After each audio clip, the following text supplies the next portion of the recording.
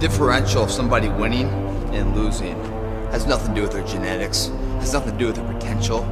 It's their perseverance, always showing up. A person that's willing to gamble it. If you show up, then you have a chance. If you don't show up, the outcome's simple. Never there, like an audition. If you show up to the audition, there's a chance you might get the part.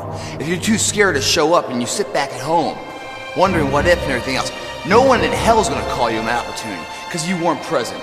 The winners always show up. They're willing to lose in order to gain.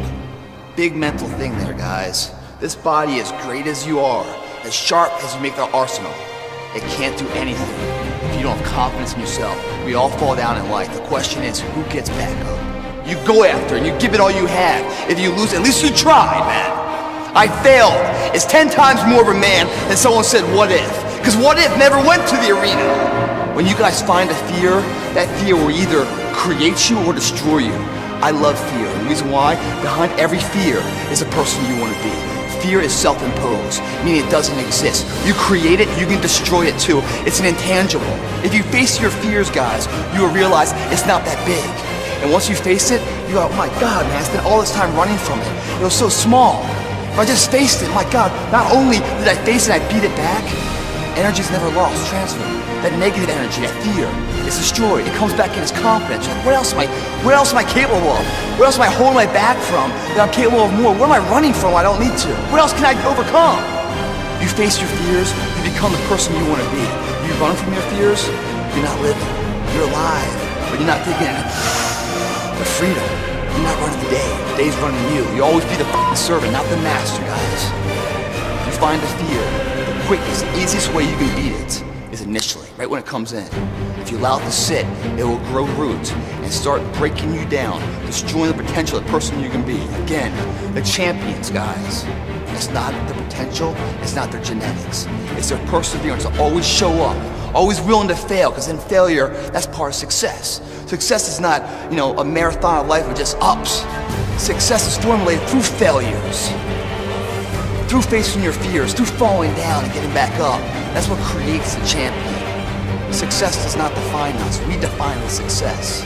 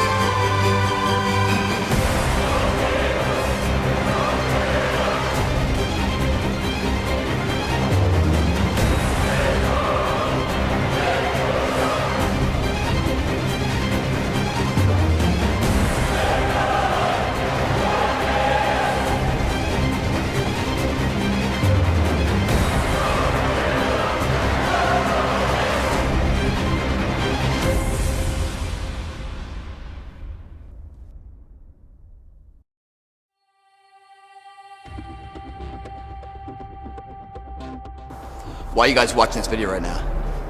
Because ask that question to yourself. MFT didn't find you.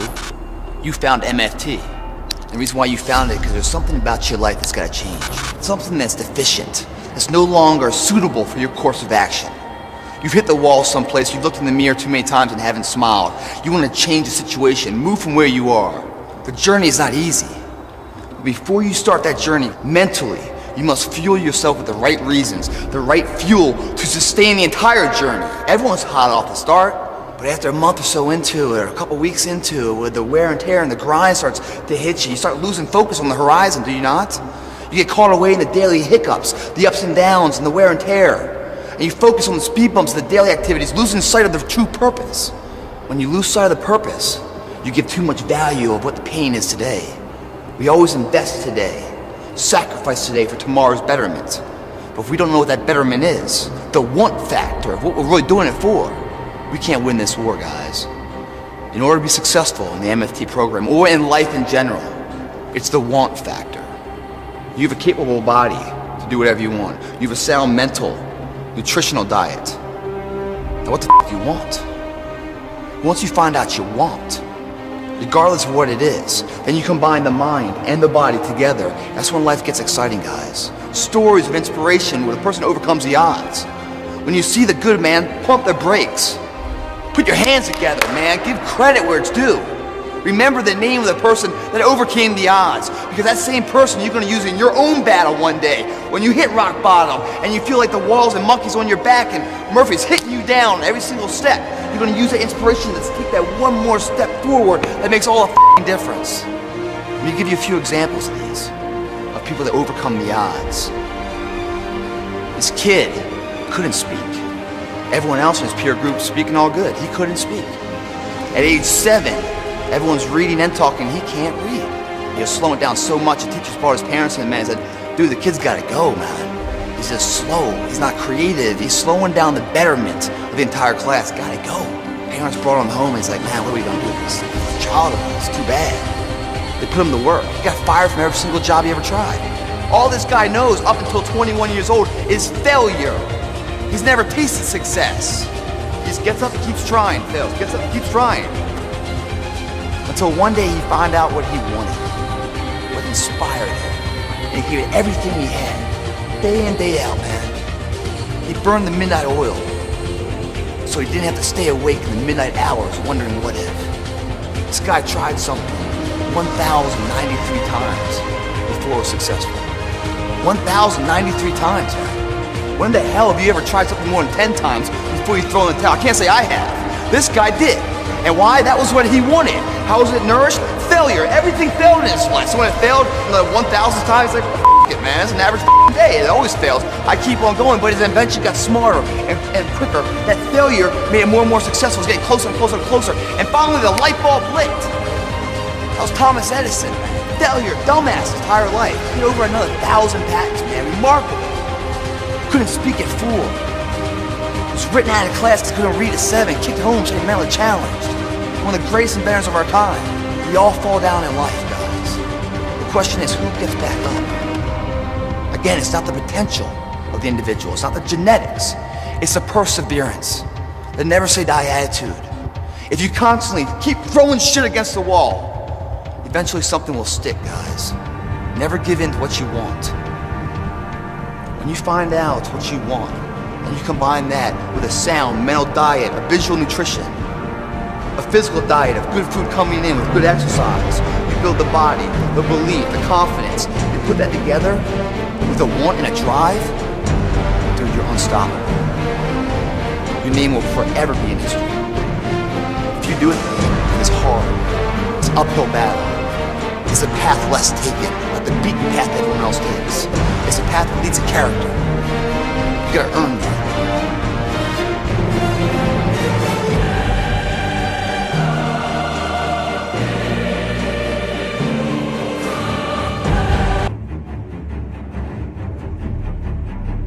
Success, guys, is a very, very lonely road, man.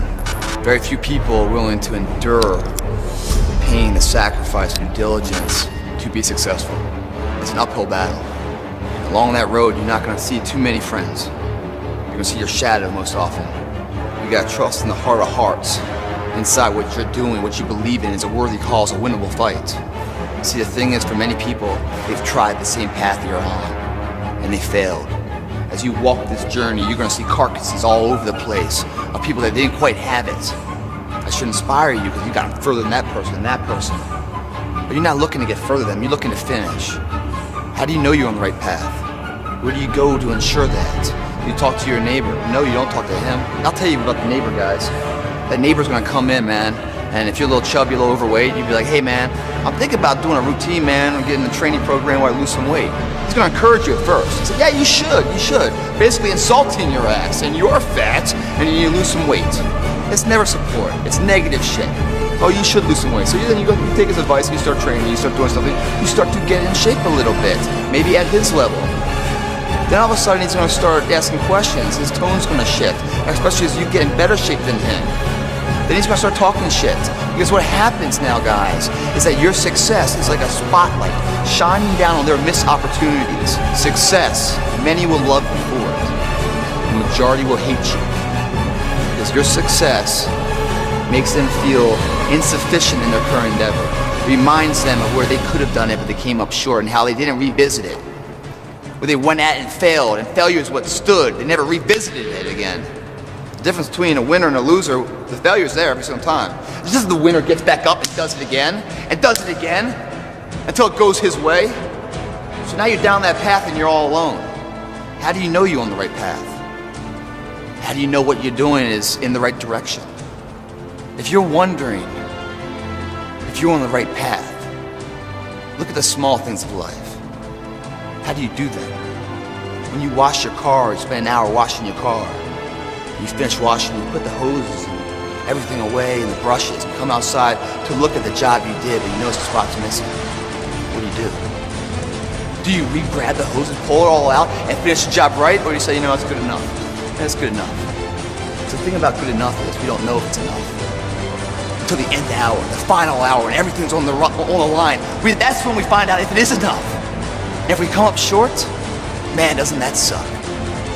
I promise you guys, if today you never say good enough, tomorrow you'll always have enough. What I'm saying is the character of who you are. It's not the title that makes you, it's not the success that makes you. The character defines the success, defines the fame, and it starts right there. Championships aren't won in the theater of the arena. They're won in the thousands of hours in the training room, in the labs, in the 5 a.m. runs, when it's raining, when everyone else is sleeping. That's when it's won. The heart of a champion is a light switch that's always on. It doesn't go on and off when someone's watching. It's constant. It's how you look at something. If your name's attached to it, that you do it right, the best of your ability every single time. If you're dusting your countertops, do you dust around the picture frame? Or do you pick the up and dust the entire thing? Do the job right or don't do it at all. That's the same person who has his hand raised on the podium one day. Same motherfuckers. How you hold yourself in the small things of life. Build the character winning blocks of the things that we're remembered for. I see them as one and one the same, guys. It begins right now with no one looking, man. And how you hold yourself, how you see yourself. What do you do when no one's watching? If you do it then, I guarantee you'll be doing it when everyone's watching.